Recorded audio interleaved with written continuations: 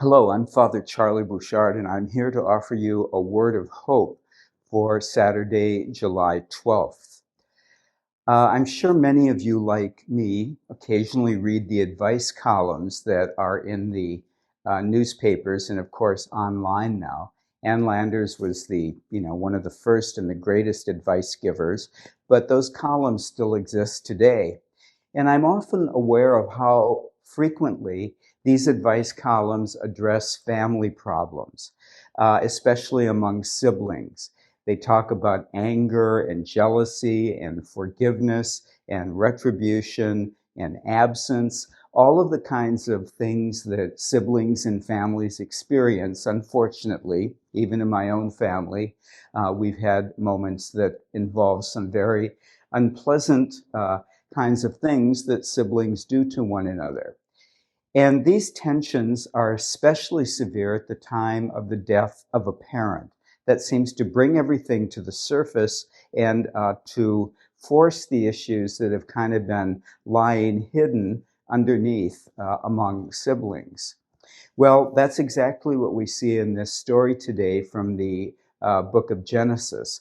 We see the story of Jacob and his sons, one of whom was Joseph. And Jacob always favored Joseph. You remember the famous story of the multicolored coat that Jacob gave to Joseph, which made his brothers jealous. And so his brothers really treated him very, very badly. They tried to sell Joseph into slavery, and that's about as bad as you can get. And they threw him down a well or into a cavern, hoping that he would die. So at the end of his life, their father, Jacob, asked Joseph to forgive his brothers for everything that they had done to him.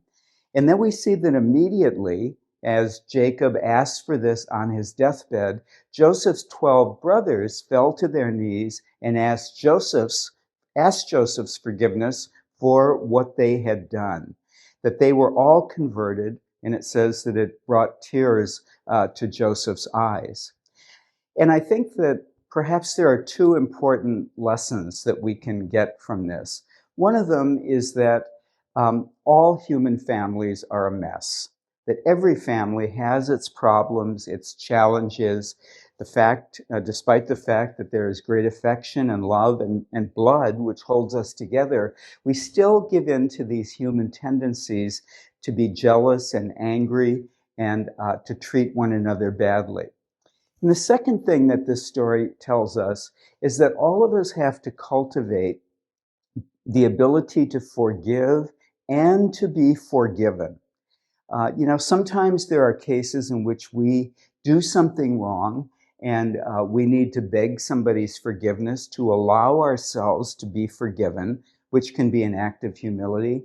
Other times we are wronged by somebody else and we have to forgive them.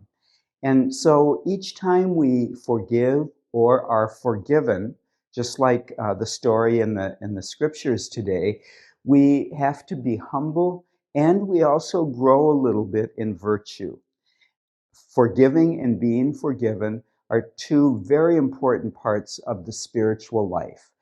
We have to cultivate both of those in imitation of Jesus, of course, who forgave us as part of his mission, but also of many others in the scriptures. So let us take a moment today just to reflect on the needs for forgiveness in our own lives, whether we are called to give it to others or to receive it from others. And let us pray that those moments of forgiveness will be moments of grace and growth in Christian maturity.